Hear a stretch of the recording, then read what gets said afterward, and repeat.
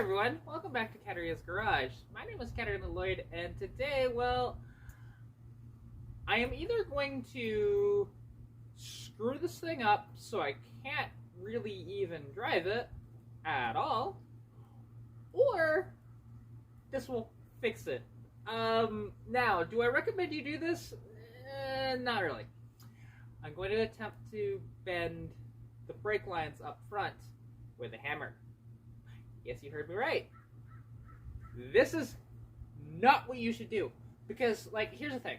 I do plan on, replacing a lot of the brake lines anyways. And if these break, it'll suck. But it's not the end of the world. I don't need to move it very much, because if you guys saw a previous video, it is touching these big tires that are up front, right? Because they have a different offset on the wheels, and the brake lines just hit. Where on the stock wheels, that didn't happen because different offset and all that different stuff. So let's get this thing jacked up in the air. I'll get the lug nuts all off, and we'll go from there.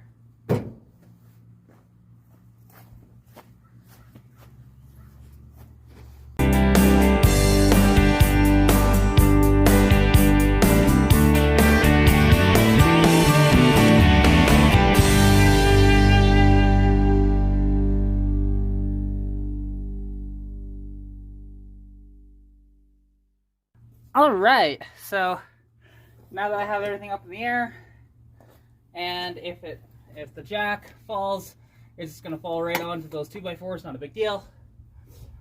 Basically, all I'm doing is this brake line right here, I am just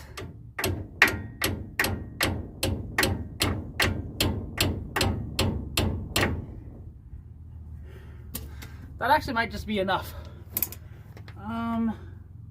Yeah, I think that's enough. I guess I'll find out. Let's get the wheel back on here and just see how it lines up. So, actually now, I gotta move this stuff out of the way.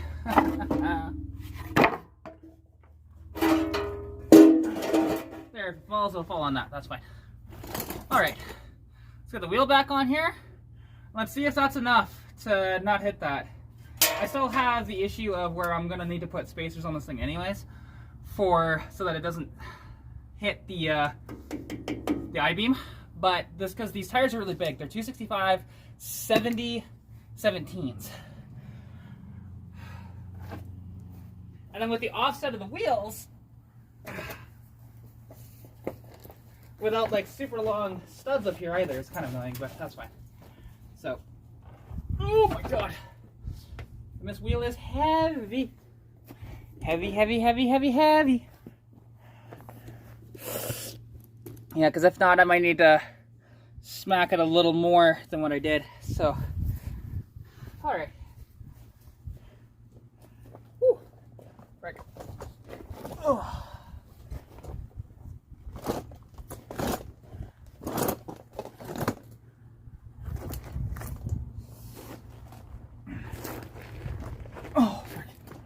These wheels are freaking heavy. Okay, let's get them just a little closer. There we go. Okay. Oh. Oh. Frick. So goddamn heavy. Oh.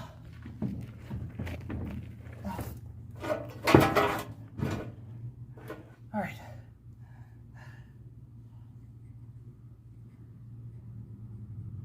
Now I just need 2 of these on here.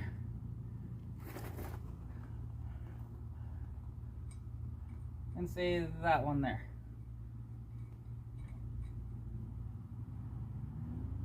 There, if that works, cool, then I'll do the other side. And then, yeah, life will be good.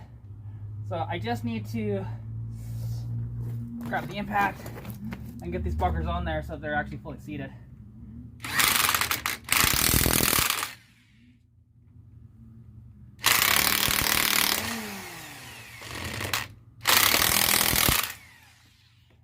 Alright, now let's take a look.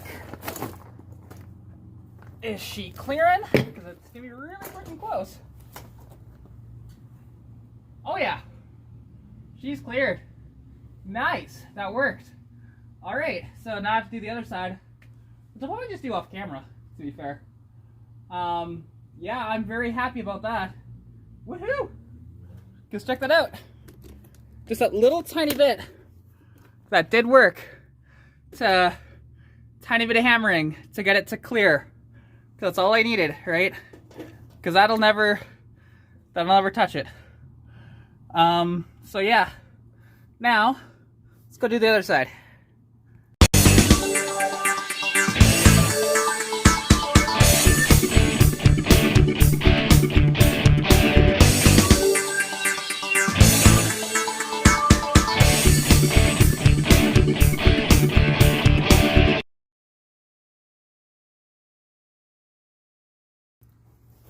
All right, boom.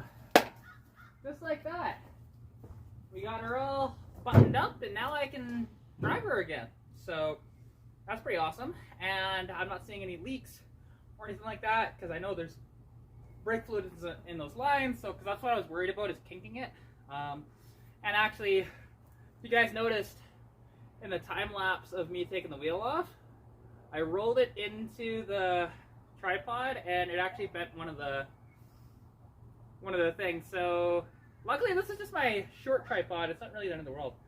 I don't really use this one all that much, just the first one that I saw, which was in the truck. So yeah, anyways, well, I'm happy now because I'll be able to drive my truck around finally and see how these tires feel. Now the one thing is, I do have to be careful of this, because until I get, like, I am going to put wheel spacers on this because I don't have the turning radius that I need to, because it's hitting the radius arms, right? So, and it's already rubbed a decent bit just from driving it from here to there. So I got to be really cautious. Like, when I feel it, like as an example, if I'm reversing, when I feel it get a little rough, I have to take it off a bit and make sure that that's not rubbing, at least until I can get those wheel spacers, which hopefully in a couple of weeks I'll be able to get those spacers off of my buddy from Rusty Classics Garage, which, you know, hopefully be able to meet him in Langdon. If not, I'll go down to Vulcan. I prefer not to, though, if I can help it, because it's an hour in the wrong direction after I'm going to be doing a double header that weekend, which is next weekend. So next weekend, we're going to be at Aspen Ford in Stettler with the dyno, and I might actually take this thing to get dynoed there.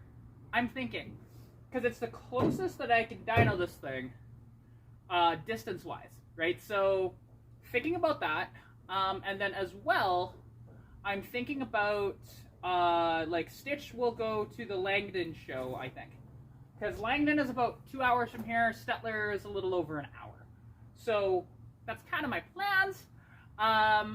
Yeah, and if you want to see any of these, my two vehicles being dynoed, go check out those shows. So Aspen Ford will be Saturday in Stettler, then Sunday at Langdon at the school in Langdon. We'll have the dyno set up there. This will be our second year running there as well. And like I said, if you want to see this truck or Stitch run on the dyno, you got to be there early, because chances are these will be the first vehicles dynoed there, because that's usually what we do. We put one of our personal vehicles on the dyno just to show the crew, hey, this is how we strap shit down, stuff like that. And then also it gets to be, we also need to make sure that, hey, is all of our equipment going to work and stuff like that, because we've had issues with that in the past. Sometimes there's just like, we forgot to plug something in or something like that. You know, it's just to make sure that everything's all copacetic. So anyways, appreciate y'all tuning into this video. Thank you so much. It's a short but sweet video. Take care of yourselves, and I will catch you in the next video. As well, check out the description below. There is 2 links down there. One is for Flash Shark Racing. They have a bunch of like performance stuff. They even have like diff covers and stuff like that. Like fin diff covers for like 8/8 and a bunch of other stuff. They've even started to come up with catalytic converters on their site too. So go check them out. They have headers, cold air intakes, you name it. Even coilovers for some vehicles too. So, and you'd be surprised at what headers they actually have. Like, they have some oddball stuff too. Like, they have flathead Ford headers, which is amazing to see that. So, And the other one is for Oxido as well. And use my code KAT15, all in caps, on both websites to get 15% off your order. So anyways, take care of yourselves, and I'll catch you in the next one. Peace out.